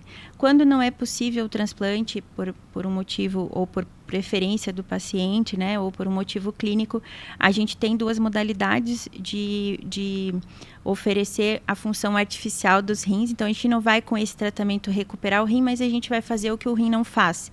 Então, é a hemodiálise ou a diálise peritoneal. A nossa preocupação é que os pacientes que cheguem para nós e precisem fazer hemodiálise, diálise peritoneal, também ali no ECO encontrem um ambiente acolhedor, um ambiente humanizado, personalizado. Muitas pessoas passam mais de 12 horas na semana fazendo diálise, né? Então, a nossa preocupação é que aquele momento que é um momento difícil, é um tratamento que exige muita resiliência do paciente, que ele seja amparado, que ele seja acolhido e que ele seja tratado de maneira com competência técnica, né, mas também com a parte humana. A competência humana também. Né? E que a gente entenda que cada particularidade de cada família, de cada rotina, que a gente consiga realmente oferecer para aquele paciente o tratamento que for melhor para ele, né? Então, hoje em dia, isso é uma prioridade, né, não só aqui na Nefroclínicas Curitiba, mas em todas as unidades. E eu acho que é uma das coisas que vai fazer a gente conseguir trazer o patamar do atendimento nefrológico para um outro nível à medida que a gente está cuidando de pessoas e não de rins, né? Você sabe que eu tive lá no Rio de Janeiro, além das outras unidades todas que eles têm hoje, eu tive no Rio para conhecer e realmente eu fiquei muito impressionado. Como eu não sou, né, médico profissional da saúde, hoje eu atuo na saúde mais de forma de gestão, forma empresarial, eu tive lá para conhecer a unidade. Eu fiquei impressionado. Primeiro com a estrutura que é linda, então assim, você já chega e é recebido num ambiente totalmente deshospitalizado, as cores não remetem ao hospital, e a área onde é feita a diálise, tem as cadeiras, né, como vocês falam, de diálise, o salão de diálise, é impressionante, tudo assim, perfeito, limpo e retocável, cada paciente tem a sua cadeira, óbvio, mas além disso tem uma televisão com fone de ouvido, então cada um estava assistindo o seu programa de TV. Quantas horas ele fica ali em média? Geralmente 4 horas. E 3 dias da semana. Então você imagina, 3 dias da semana, cada um tem a sua televisão, o seu controle, o seu fone de ouvido. Estavam todos eles no horário que eu fui recebendo, acho que o lanche ou o almoço. Você vê o pessoal feliz, né? Porque óbvio ninguém está numa situação onde gostaria de estar. Mas esse atendimento humanizado que vocês oferecem lá, a gente vai ter agora no Eco Medical Center, aí a partir de novembro, dezembro, estamos correndo com as obras lá. Assim, é fora do comum, eu nunca vi nada igual. E soma-se ao fato de estar num aquário de vidro no nono andar, que é a visão mais privilegiada do Eco, e com vista para a Serra do Mar, pôr do sol. Então, esse eu diria que é o diferencial a mais. Com certeza. Quando a gente fala em levar a experiência ao máximo da potência que a gente consegue lá no Ecomédico. A gente não consegue tirar o sofrimento, vamos dizer assim, né, as dificuldades do tratamento, mas a gente consegue amenizar muito e acaba sendo ali um espaço também de convivência social, né? Então, a gente costuma dizer que a Nefroclínicas não é uma clínica de diálise, é uma clínica com diálise, né? Ela foi concebida para ser a casa do paciente renal e que o paciente encontre ali na gente muito mais do que profissionais que estão preocupados com números e com exames e com, né, metas bioquímicas. A gente está preocupado em o paciente, além disso, se sentir muito bem e acolhido. Parabéns, doutora Juliana, doutor Tiago, doutor José, Daniel Calazans, que é um gênio que pensou tudo isso junto lá com a turma. Realmente o que eles estão fazendo é incrível, só vendo para ver. Bom, próxima pergunta, doutor João. Após o nascimento do meu segundo filho, comecei a notar que tinha dificuldade em segurar a urina quando tuço ou espirro. Isso se tornou um problema constante e constrangedor. Como posso abordar esse desafio de maneira eficaz, retomar minha confiança, especialmente nas interações sociais? E agora, doutor? Vamos lá, então. Esse é um quadro que é comum também, principalmente na mulher com um pouco mais de idade, aí chegando aos 50, 60, 70 anos, que é o que a gente chama de incontinência urinária, né? Ela tem vários fatores causais assim, que podem levar à incontinência, mas a grosso modo, para a gente entender de uma maneira bem simples, que nem a Juliana falou, o nosso rim envelhece e o nosso corpo como um todo envelhece. Sim. E conforme a gente tem envelhecimento da musculatura que faz a sustentação exatamente do nosso assoalho pélvico ali, a gente tem um enfraquecimento das estruturas que fazem a continência urinária. Tá? Existem fatores que levam uma maior progressão disso, como por exemplo, a mulher que passou por múltiplos partos, a mulher que é obesa, a mulher que fuma. Tá? Ela tem uma predisposição maior a ter o aparecimento da incontinência urinária, que é uma coisa extremamente desprazerosa para a mulher, né? Porque ela não consegue controlar a urina. Ela está num evento social, se ela tem um espirro, ela levanta muito rápido da cadeira, ela perde urina. Isso durante o dia acaba gerando desconforto, gera mau cheiro, então acaba cancelando muito a vida social, essa vida de contato da mulher. E assim. Eu imagino também um risco aumentado da infecção urinária, né? Sim, também, porque você vai ficar ali, está perdendo urina, a maioria delas acaba usando um absorvente. Então fica um ambiente ali que propicia mais o crescimento de bactérias, né? Sim. Então, assim, leva uma perda muito importante de qualidade de vida da mulher. É importante a gente falar de incontinência urinária porque é mais uma das doenças que muita gente tem, muitas mulheres têm. E muitas pessoas se acostumam. Com isso. Às vezes eu recebo eu tenho faz 10 anos. Idosas que às vezes têm vergonha até de mulheres mais novas, às vezes. Não, assim, você vê a palavra da paciente aqui, né? Retomar minha confiança. Confiança. Porque a pessoa tem medo de sair na rua. A gente atende pacientes pacientes, quando a gente fala de incontinência, a gente tem tipos de incontinência. Essa que ela refere é uma incontinência de esforço, que a gente chama, que é a mulher que faz força e perde, por causa de uma incompetência ali da musculatura, que fica mais frouxa, vamos dizer assim. Mas a gente tem outros tipos de incontinência que levam, por exemplo, à urgência para urinar. É uma mulher que de uma hora para outra ela tem que achar um banheiro. E isso pode acontecer em homem, é comum acontecer em homem também. E isso leva um problema na vida social. Imagina você estar aqui agora, você tem que estar pensando enquanto está aqui, onde está o banheiro mais perto? Porque a cada momento tem que sair correndo achar um banheiro. Da mesma forma que a gente disse que sentir dor para urinar não é normal, perder a urina também não é normal. Você ter dificuldade para urinar não é normal. Também não é normal. Qualquer problema. Exatamente. Assim. E é importante a gente falar disso, Patrick, porque, mais uma vez, diagnosticado cedo, trata-se de uma maneira fácil. Hoje, fisioterapia associada a medicamento. Hoje, incontinência urinária de esforço, por exemplo, que é que essa paciente vem relatando, tem resultados bons com fisioterapia. Você faz fisioterapia pélvica, uma fisioterapia de fortalecimento do assoalho, de treino vesical, tem resultado muito bom. Pô, fiz a fisioterapia e não ajudou. A gente tem cirurgias hoje que são simples e tem resultados excelentes para a incontinência urinária. A incontinência urinária de esforço, que é aquela que a gente comentou, que a pessoa tem que sair correndo achar um banheiro, com medicação, o resultado é excelente, sabe? A incontinência urinária de urgência, essa que você tem que sair correndo, eu atendo, às vezes, mulheres que têm, assim, há 10 anos. Não, doutor, faz 10 anos que eu não sei o que é não ter um banheiro perto. Você faz um comprimidinho triste, que a pessoa toma uma vez por dia, muda a vida da pessoa, sabe? Faz uma fisioterapia ali para treino vesical, para estimulação da bexiga, muda a vida da pessoa. Então, mais uma vez, é uma coisa que uma conversa rápida com o médico resolve, sabe? E é um trabalho simples, assim, mas que dá um resultado muito bom para o paciente. E é satisfatório, né? É satisfatório. Você vê, assim, quando você passa a medicação para o paciente, ela volta, ali a gente faz um retorno. A autoestima, né? Como ela falou, você muda a vida. Você não controlar o próprio corpo, né? É uma coisa simples. E lembrando que no Ecomedical Center, no 9º andar também, lá vizinho da Ju, a gente já tem a clínica Agma, que é de fisioterapia e também de performance, né, em preparo físico. E lá tem o atendimento da fisioterapia pélvica. E isso é uma coisa muito bacana. Como há um atendimento integrado, boa parte dos protocolos que são oferecidos lá, eles são definidos em conjunto entre o time de fisioterapeutas, educadores físicos e os médicos. É muito legal que é uma construção, né? Eu acho que ali a gente está num momento de construir as nossas necessidades, a abertura das especialidades. Então, o que a gente precisa até hoje, tudo que eu precisei, a gente conseguiu, né, fazer acontecer. Então isso é muito bacana. E imagina você estar na clínica, isso acontece lá, que é legal, desculpa te interromper, doutor, mas o paciente às vezes está fazendo a fisioterapia dele e tem a oportunidade do médico dele passar lá e perguntar: e aí, tá tudo bem? Tá se sentindo melhor? Normalmente você vai fazer uma fisioterapia, você tem que sair do ambiente, né, do consultório e ir outro lugar.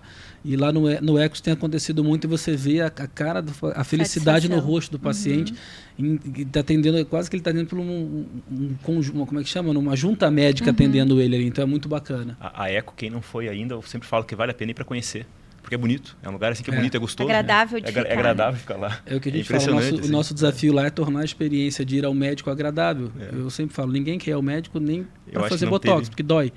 E lá a gente está tentando realmente, e graças a Deus tem índices, né, de NPS, satisfação elevados, queremos manter assim, que é transformar a experiência o mais agradável possível. E tem conseguido, porque todo paciente que a gente atende lá elogia assim, estrutura, elogia atendimento, elogia secretariado. Agilidade, né? Então é tudo muito bacana, né? Então vou lembrar, gente, quem gostar do Eco for lá e curtir o atendimento, que vocês quiserem, vota lá no Google.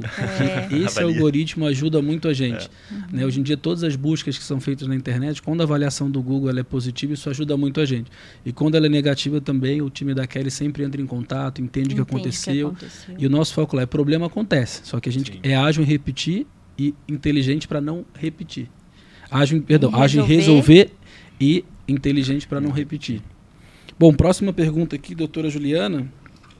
Outra paciente, um relato. Anos atrás, fui diagnosticado com diabetes do tipo 2. Recentemente comecei a sentir mais sede, notar que minha urina estava mais escura. Quero entender as possíveis razões por trás desse sintoma e conhecer as abordagens que posso adotar para lidar com essa situação. E agora, doutora? Então, esse tema é super importante, porque assim, o paciente com diabetes tipo 2...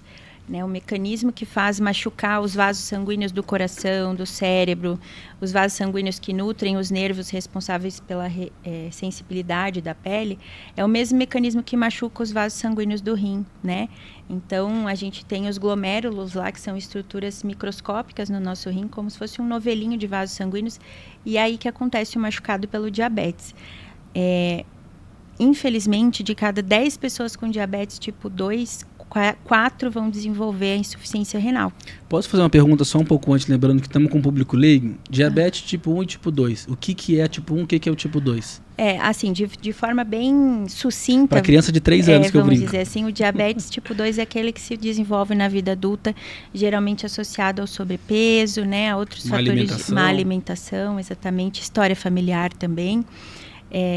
E assim, é um tipo de diabetes que ele pode ser muito controlado, vamos dizer assim, com mudanças do estilo de vida, mas infelizmente 40% dessas pessoas vão desenvolver insuficiência renal. Então, nesse público em especial, nos pacientes diabéticos tipo 2, a gente faz uma monitorização mais frequente, a gente pesquisa mais frequente o comprometimento renal, né? Tanto com a creatinina quanto com o exame da microalbuminúria, que detecta também, vamos dizer assim, a marca registrada do diabetes no rim.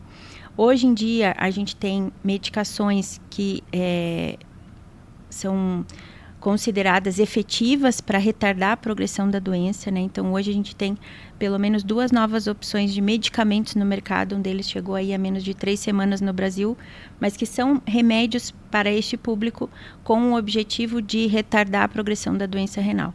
Só que é aquela história, a gente só pode tratar, a gente só cumprimenta quem a gente conhece, né? Então, a gente só pode tratar se a gente souber que a pessoa tem o comprometimento, às vezes mesmo que seja muito inicial. Nós temos uma abordagem para poder retardar a progressão da doença. E dos pacientes que fazem hemodiálise no Brasil, mais ou menos 1/3 tem diabetes. Então, realmente, as duas coisas estão muito conectadas, né? Quando a gente fala diabetes, insuficiência renal, risco cardiovascular. Então, hoje, todo o nosso olhar mais atento para esse público é não só para tentar diminuir esse desfecho renal, que é a falência do rim, mas também diminuir o risco cardiovascular, o risco de infarto, o risco de derrame, risco de hospitalização. Então, é um paciente que ele tem que estar próximo do nefrologista, né? Quando ele tem o diagnóstico do diabetes tipo 2, naquele momento ele já tem indicação de passar por uma avaliação nefrológica. Então, muitas vezes até os pacientes ficam sob cuidado, né, do endócrino, do cardiologista, e às vezes existe assim uma dúvida mesmo do colega, será que eu preciso encaminhar, né? Aqui está tudo praticamente normal, mas o ideal é que a gente possa avaliar esse paciente de uma forma precoce, porque realmente é um paciente que hoje a gente tem como oferecer para ele uma estratégia terapêutica para retardar a progressão da doença do rim, né? E aí, assim, sempre aproveitando essa oportunidade para orientar os fatores de risco que estão relacionados à progressão da doença. Então, orientar o que pode fazer mal para o rim daqui para frente, como usar anti-inflamatórios sem prescrição, não controlar a pressão arterial, né, deixar o diabetes descontrolado, isso tudo machuca o rim. E quando a gente está falando em machuca o rim, a gente também pensa no coração e nas outras doenças cardiovasculares. Então, realmente é um público que merece ter um nefrologista para chamar de seu. Excelente. Estamos caminhando já para a etapa final aqui, então eu queria fazer uma pergunta que eu acho que é hoje a grande dúvida do público em casa, e cada um fale bem rapidamente e resumido sobre esse tão, infelizmente, agora conhecido, e talvez eu falo, hoje em dia tanta gente tem essa doença porque eu acho que também foi evoluindo o diagnóstico, né? Uhum. Câncer de rim, que hoje em dia, cada vez menos, graças a Deus, a pessoa, estou com câncer, vou morrer. Antigamente eu tenho câncer, eu estou com 39. Eu lembro quando eu tinha 15, 13, 14, câncer vai morrer. E hoje, graças a Deus, eu vejo que não. A maioria dos casos que eu vejo está com câncer, depois você vê a pessoa super bem. Infelizmente não são todos os casos, mas quem tem o diagnóstico precoce, se trata, se cuida, se alimenta bem, pratica exercício físico, não que eu faça tudo isso, estou precisando voltar, mas eu sei da importância que isso tem no corpo humano, na vida. E câncer de rim, o que você diria para um paciente assim, ai meu Deus, fui diagnosticado com câncer de rim? Óbvio que tem várias etapas, isso. Mas eu acho qual a primeira atitude assim, que você recomendaria? Eu acho que é importante a gente dizer, né, que o câncer de rim é um câncer que está entre os 12 mais comuns, vamos dizer assim. E, infelizmente, ele também só dá sintomas tardios. Então, quando a pessoa tem a dor ou encontra a massa palpável ali ou tem sangramento na urina, muitas vezes é uma doença que já está muito avançada. Então, né? Sangramento na urina, massa palpável e o cansaço que você falou que afeta o pH, tudo. Você sabe que eu vejo assim, a gente que trabalha com isso, é muito raro você achar o paciente com câncer de rim com sintoma, né? Geralmente é um achado de exame, É um achado né? de exame, graças a Deus, né? Porque hoje, como a gente falou, os exames, a gente tem exames fáceis de serem feitos, uma ecografia de abdômen. É um exame muito fácil de ser feito, muito barato de ser feito. Tá? Sim. ou uma ecografia de aparelho urinário, né? E o próprio plano de saúde cobra esses exames, exatamente. né? Então você identifica o tumor de rim hoje pequeno, tá? Existe o clássico do tumor de rim, que é massa palpável, hematura e dor, que hoje, graças a Deus, é exceção, assim, sabe? Porque quando você pega o paciente com um tumor desse tamanho, que você consegue sentir ele, quando a gente fala massa palpável, você consegue, é um tumor avançado, que realmente o prognóstico é muito ruim.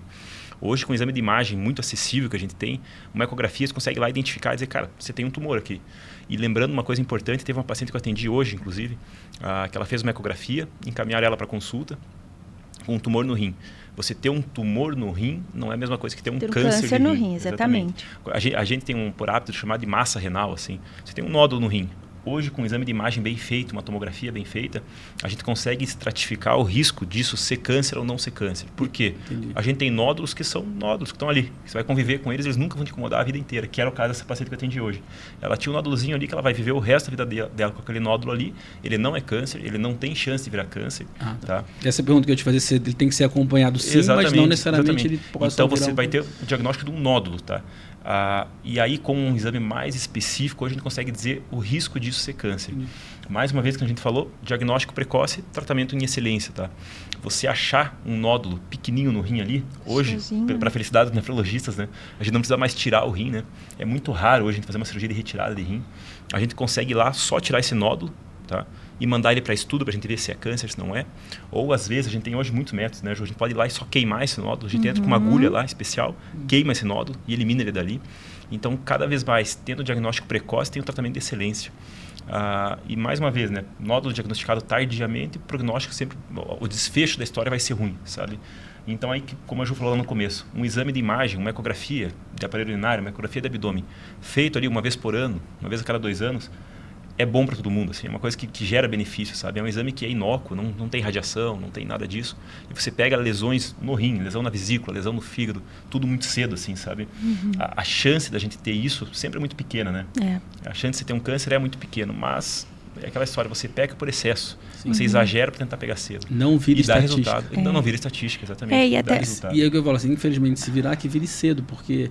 É muito mais fácil você tratar um grão de arroz do que uma uva. Hoje, o que a gente faz, por exemplo, cirurgia robótica, que é a nossa realidade hoje para tratar câncer renal, é uma cirurgia que o paciente ele teria condições de operar e ir embora no mesmo dia do hospital. A gente, por hábito, não faz isso porque a gente tem medo, assim, sabe? O brasileiro tem medo de ir embora no mesmo dia. Quer cuidar. Mas como assim, o paciente não quer ir embora. Como assim eu fiz uma cirurgia se me liberar no mesmo dia? Não, a gente deixa até outro dia. Mas que teria condições, teria. Uma cirurgia muito boa, sabe? Lembrando que o Urocentro, né, tem cirurgiões robóticos de referência. Referências do país que está no mundo. E uma coisa que o médico falou essa semana é isso, né? O paciente está lá na cama, ar-condicionado, comidinha, sendo cuidado. Ele não quer ir embora também, né? Ainda tem o conforto de apertar aquele botão se der qualquer coisa. A gente deixa. É gostoso, você fica mais seguro. É efeito psicológico, né? Mas hoje em dia, o que o doutor está colocando aqui é a evolução da cirurgia tão grande que a maioria, o paciente já poderia ir para casa no mesmo dia. Risco cada vez mais baixo, risco de complicação, resultado... De contaminação, né? Porque a cirurgia é fechada, não é aberta. Risco de contaminação muito baixo, risco de complicação muito baixo. Sangramento, tudo muito baixo. Então, assim, a gente consegue tratar de maneira muito efetiva o paciente. É importante diagnosticar. A nossa luta é sempre diagnosticar cedo, né? E até falando, né, alguns outros tipos de cânceres, eles podem ter manifestações nefrológicas. Sim. Então, às vezes, uma alteração no rim, como a perda de proteína em excesso, por exemplo, pode ser indicativo de um câncer em outro lugar. Sim, a própria anemia, né? Exato, anemia. Então, hoje em dia, a gente fala que o rim, às vezes, é a pontinha do iceberg, né? Ele pode estar, a alteração do rim pode estar relacionada a outros tipos de cânceres. O tratamento de alguns cânceres pode ter impacto no rim. Então, realmente, os pacientes oncológicos hoje, mesmo que não seja câncer de rim, muitos deles precisam do acompanhamento nefrológico. Inclusive, é uma área que eu gosto bastante, porque às vezes a gente precisa estar junto até nessas decisões em termos de escolher tratamento, de parar tratamento, de trocar tratamento, né? Excelente. Então, é muito bacana. E o tratamento ele é personalizado, né? Exatamente. Cada organismo funciona de um jeito. E a experiência de vocês como uma junta médica atuando, com certeza. Vocês vão dividindo essa experiência, né? Vocês estudam pra caramba. Então, cada paciente é único lá no Eco, na Nefroclínicas e na Urocentro. E pensando na pergunta do teu paciente, tem uma coisa que eu sempre gosto de falar para o paciente quando aparece uma alteração desse tipo no exame, assim. Primeira coisa é ficar calmo, né? E não ir no Google. Porque todo mundo chega muito nervoso, assim, apareceu um nódulo no meu rim. Cara, vamos lá, nada é correria, né? Hoje em dia você consegue botar pensar, discutir, ver o que é melhor, ver o que é pior, vamos fazer assim, vamos fazer assado, vamos fazer mais um exame. Porque a hora que você tem um diagnóstico que te assusta, tem um nódulo no rim, isso assusta, qualquer pessoa fica assustada. Às vezes o problema fica maior do que é. Exatamente. Ele estava falando isso antes de começar aqui, né? O efeito que o psicológico gera no organismo, às vezes, é mais devastador do que a própria doença no curto prazo. Essa paciente que eu atendi hoje, ela chegou lá com a família junto, assim, falei, pô, até apareceu um nódulo. Eu falei, cara, não é nada. Tipo, ela estava pronta para um diagnóstico de câncer, né? Ela já veio com o resultado do exame, eu falei, não é nada. Ela, não, bom ser um nódulo, né? Exatamente, como assim não é nada? Não, você tem um nódulo, mas não é um nódulo que é maligno, que é um câncer. Então, viva a tua vida. Não, como assim? Saiu de lá, já veio todo mundo jantar, champanhe. Então, assim, primeira coisa, se acalma. Procura um médico, liga lá no Eco, marca uma consulta, procura um médico, porque assim, o desespero não leva a nada, assim, né? E gera um prejuízo gigantesco, né? E que nem a gente falou hoje, tudo tem tratamento, né, Ju? Sim. Pegando cedo muito mais, mas tudo tem tratamento e para tudo a gente dá um jeito hoje, assim, então... Excelente. Estamos numa época boa, né? Estamos numa época vivendo tempos bons. Muito, muito bacana esse programa, tudo que a gente está tendo aqui de troca, de aprendizado, para mim é sempre uma aula, um MBA aqui na área de saúde. Lembrando que na Ecomedical Center você pode agendar pela nossa central de agendamento, tem um aplicativo próprio também que é o Conecta Doc, lá você consegue baixar o aplicativo, fazer o seu cadastro simplificado e agendar a consulta. E também qualquer dúvida, perguntar nas redes sociais, @ecomedicalcenter, CWB, e lá você vai ser orientado como agendar a sua consulta. Bom, agora mais uma pergunta, como fiz para a doutora Juliana, agora para o doutor João. Câncer de próstata, o que a gente vai falar para esse paciente? Aí a gente entra mais numa alçada de doenças que não dão sintomas, sabe? Hoje, graças a Deus, o câncer de próstata é uma doença que está muito... A conscientização quanto à prevenção está muito espalhada. Graças à campanha de Novembro Azul, a gente tem uma conscientização muito grande da população quanto ao câncer de próstata. E o paciente homem vai procurar a gente... Fez lá 45, 50 anos, eles vão procurar a gente para fazer esse rastreio. Às vezes empurrado pela mulher, mas vai. Muitas vezes empurrado pela mulher, mas eles vão. Então, desculpa interromper, mas assim, é uma bobagem tão grande, né? O Dr. Bruce esteve aqui também, a gente conversando uma vez, ainda não no programa, mas esteve aqui com a gente falando que são 6 segundos que salva a vida. Sim, é muito simples. E aí eu lembro do meu pai que teve esse problema, cara, o transtorno que foi passar por uma cirurgia à época aberta, o processo de recuperação, de reabilitação... Exatamente. São 6 segundos. Então, e ele ficou meses. E ele depois falava, cara, se eu soubesse... Fosse antes, né? Exatamente. Eu já tinha feito há muito tempo. E ele deu muita sorte, porque quando ele foi fazer, por conta de um check-up que ele estava indo voar na China, exigiram um check-up. E nesse check-up teve que fazer a próstata. Cara, opa, tá estranho isso aqui. Biópsia, 11 nódulos, 8 cancerígenos. Todos menor do que um grãozinho assim de arroz. Tirou tudo, nunca fez químio, rádio, nada. O cara falou, mais 6 meses ia ser complicado. Então, e nunca mais teve nada, só acompanha a PSA. Hoje, graças a Deus, já tem a cultura do rastreio. Então, o paciente que nem o teu pai, que ficou ali tempo sem ver, cada vez é mais raro. A gente ainda vê, mas cada vez é mais raro. O que a gente tem que saber do câncer de próstata? Mais uma vez, diagnosticou cedo, trata-se de maneira muito fácil. Tá? Hoje, câncer de próstata, a gente chama tudo, um apanhado de graus de lesões, assim, de tipos de lesões de câncer de próstata. Mas dentro do câncer de próstata, a gente tem doenças que a gente não vai nem tratar hoje mais. A gente tem tipos de câncer de próstata de prognóstico muito bom, que a gente estuda hoje, inclusive mudar o nome, parar de chamar ele de câncer para não gerar tanto desconforto para o paciente, porque ele não progride. É uma doença que vai ficar ali, você vai conviver com ela. Tá? Mas você tem que ter o diagnóstico, você tem que entender o que está acontecendo ali. O grande ponto importante do câncer de próstata é o quê? Fazer o acompanhamento anual, tá? A partir da idade indicada para cada grupo. Fazer o PSA, que é um exame de sangue simples e barato de ser feito, que ele vai te dar o risco de você ter o câncer de próstata. E aí a parte que todo homem corre, né? Fazer o toque retal. O toque retal, que nem você falou, Patrick, é um exame que dura 10, 12 segundos. Tá? Ele ainda diagnostica 20% dos casos de câncer de próstata.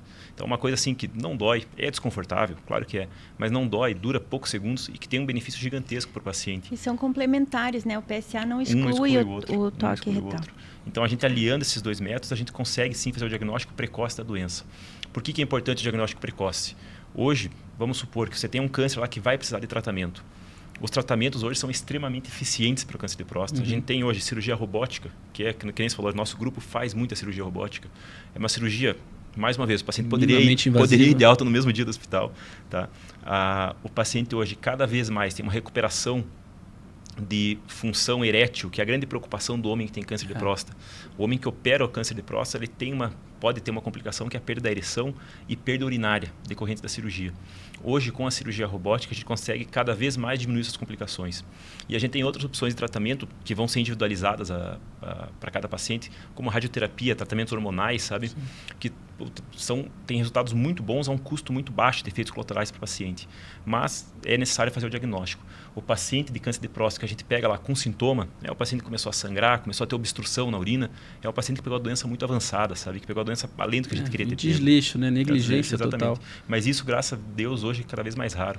E uma coisa que eu acho importante falar quando a gente fala de câncer de próstata, que eu já falei anteriormente, é que tem duas doenças principais da próstata, né? Que é o aumento da próstata, que eu falei lá que quase todo homem vai ter, que gera aquela dificuldade para urinar, e temos o câncer de próstata. São duas doenças separadas, tá? São doenças diferentes que uma não gera risco para a outra, sabe?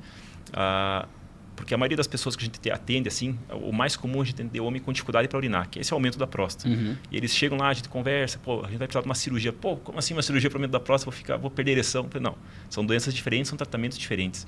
Então, o câncer de próstata é uma doença, o aumento da próstata é outro. Tratamentos diferentes, com resultados diferentes, com efeitos colaterais diferentes. Mas hoje, falando em câncer de próstata em si, diagnosticando cedo, trata-se muito bem, com resultado muito bom.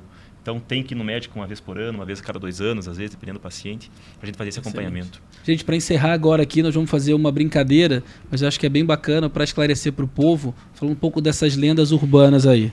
Doutora Juliana, mito ou verdade? Chá de quebra-pedra, vinagre, suco de limão e chá de cavalinha para quebrar pedras nos rins. Mito ou verdade? Então, o mais conhecido aí é o chá de quebra-pedra, né? Infelizmente é mito.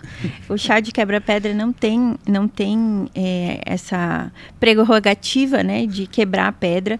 Lógico que quando a pessoa ingere altos volumes de líquido, quando o cálculo já está migrando, às vezes isso, né, tende a expelir o cálculo com mais facilidade, mas não por ser o chá de quebra-pedra, por ser um aumento do estímulo pela ingesta hídrica maior.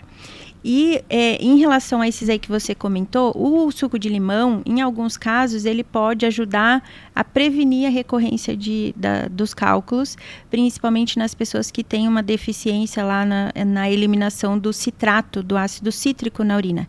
Então, a gente costuma repor esse ácido cítrico na forma de cápsulas ou aumentando a ingesta de alimentos cítricos, suco de limão, laranja, né? Então, são situações assim que para algumas pessoas pode fazer sentido. A gente também, eu costumo estimular o consumo do líquido. Às vezes a pessoa não tem o hábito de tomar a água pura, pode tomar água saborizada com limão, mas o chá de quebra-pedra não quebra pedra. Sabe que quando os pacientes vêm me perguntar, e o chá de quebra-pedra? Eu falei, cara, tome, porque normalmente o paciente que tem pedra não toma água. Então, se você tomar um chá de quebra-pedra, já ajuda. Então, é mito, mas pedra, né? o suco de limão é verdade. Pode Casa ajudar. de Ferreiros, Pedro de Pau. Eu tenho pedra. Não tá bebendo água. Eu também tenho. Eu, como não sei, posso falar que eu estou ótimo. Bom, complementando nesse mito ou verdade aqui, falando também do chá de quebra-pedra, da cavalinha, algum desses tem relação também com a infecção urinária, de ajudar a prevenir a infecção urinária? Eu acho que também não, né? Não. A gente vê bastante, eu já vi pelo menos os pacientes que tomam vinagre de maçã para infecção urinária. E não tem uma relação, né? Assim, evidência não tem que evidência justifique. científica, né? Então, assim, se pessoal quiser faz, tomar né? o suco de cranberry, tá valendo. Eu sempre falo para o paciente, assim, desde que não faça mal, eu não desincentivo a fazer. Quer fazer, não faz mal. 1 litro de vinagre, não vai ser legal. Tem que ter bom um senso, pouquinho. exatamente. Mas não tem evidência, não tem por que melhorar. E é interessante que o vinagre para limpeza é uma coisa realmente incrível em casa, né? Mas para limpar a casa. Multifuncional. O organismo se limpar demais e vai arrancar tudo. Mito ou verdade número 2. Pé rachado é sinal ou garantia de que há doença renal? Na verdade, não. Né? Os pacientes com doença renal, eles podem desenvolver o edema ali no pé, então fica o pé mais inchadinho, às vezes como um pãozinho, né? E às vezes também em estágios avançados pode ter a pele muito ressecada e como consequência ter alguma fissura. Mas não é um sinal... não é garantia. Garantido, não Ou seja, não é o diagnóstico. Procure o exame adequado Isso. através de um profissional de saúde. Exatamente. Que eu já ouvi essa história do pé rachado também, então já tirei uma dúvida minha aqui. Coca-Cola com abacaxi ou óleo de oliva serve para eliminar as pedras no rim? Mito ou verdade? A Coca-Cola com abacaxi, a gente tem paciente que jura de pé junto que botou a pedra para fora por causa da Coca-Cola com abacaxi. Mas botou de esforço, que deve ser tão ruim, o cara fez tanta força que saiu. Sofreu tanto. O que acontece? O nosso corpo, eu sempre falo que é impressionante o corpo humano porque ele é feito para lidar com os problemas, né? A gente consegue colocar uma pedra para fora de 1 centímetro, assim, às vezes, né, Ju? Nossa. E quando a gente fala colocar uma pedra para fora, ela descer do rim, passar pelo canal do xixi e sair para fora do corpo. Então, assim, o corpo vai resolver. talvez seja uma coincidência ali, que a pessoa Exato. tomou a Coca-Cola Ia do sair de abacaxi, qualquer ia sair de forma. qualquer forma, sabe? O nosso corpo ele é feito para lidar com as situações que oferecem risco para ele.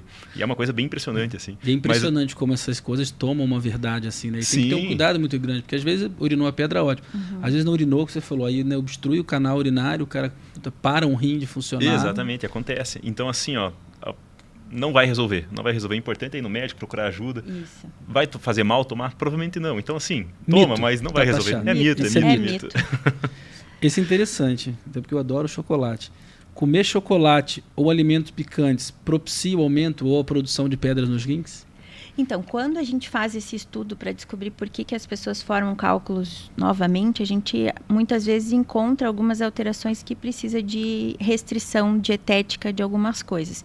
O chocolate, por exemplo, ele é rico em oxalato, que é um dos componentes, vamos dizer assim, de alguns cálculos. Então, nas pessoas que têm o problema de excesso de oxalato, a gente realmente tem que fazer uma restrição na ingesta, porque vem da alimentação, né?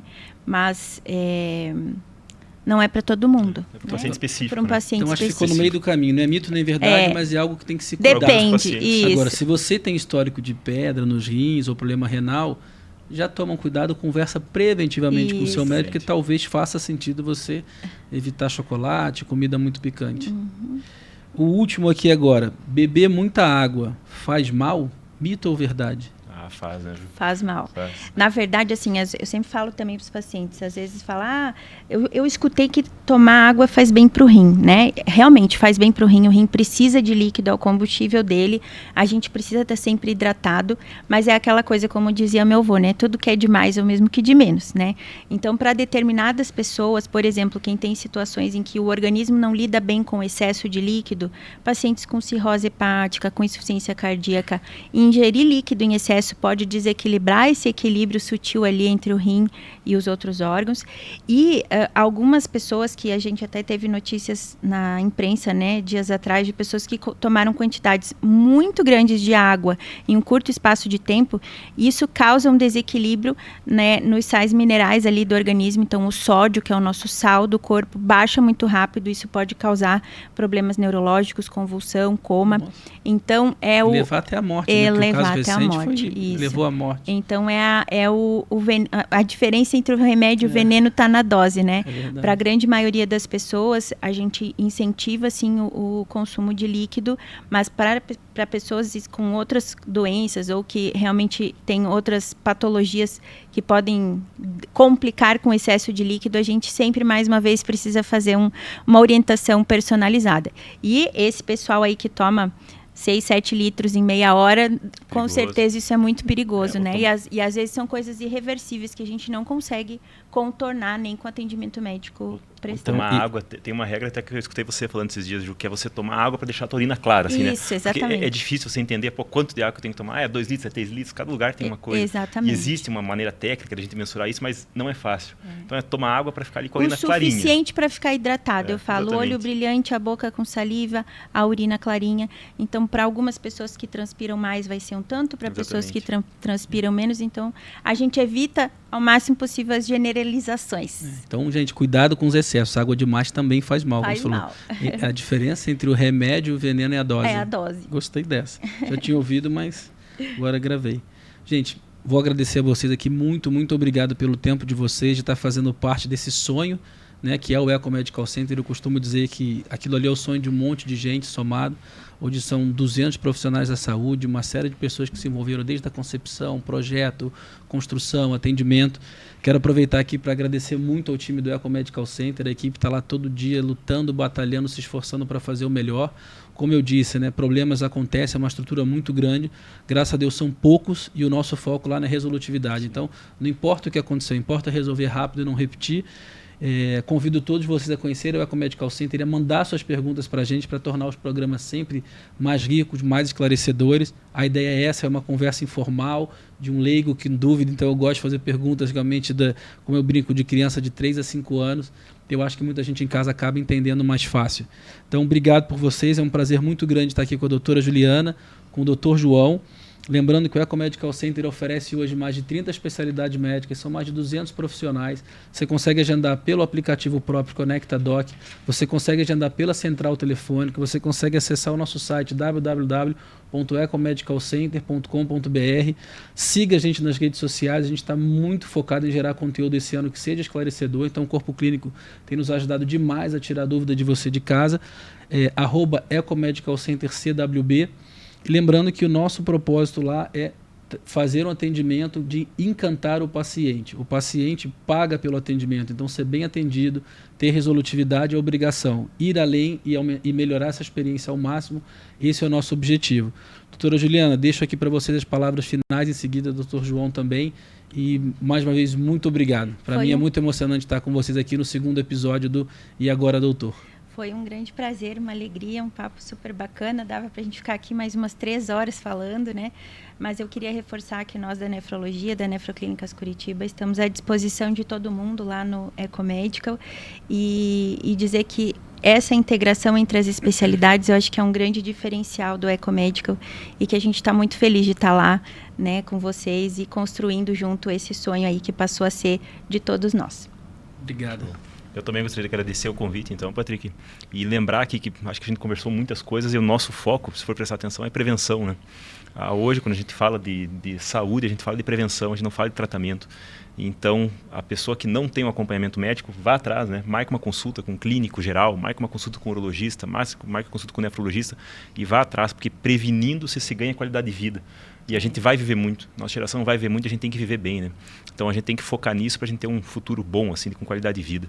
E também agradecer vocês então mais uma vez pelo convite e colocar a equipe da urologia à disposição de todos lá. A gente tem uma equipe grande que está funcionando bem legal lá, né? Está indo super bem lá.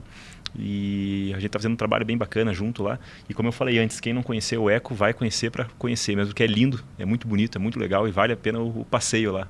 Vocês estão de parabéns lá, Patrick. Obrigado demais por vocês, gente. Lembrando, tá, que a urologia associa-se muito ao homem, mas a urologia também é uma especialidade feminina. Temos mulheres lá atendendo, doutora Juliana, doutora Denise, que eu me recordo agora aqui, mas tem outras médicas. Então, a urologia também atende ao público feminino, tá? Sim. Gente, muito bem-vindo mais uma vez, obrigado pela audiência de vocês e até o próximo programa do E Agora, Doutor.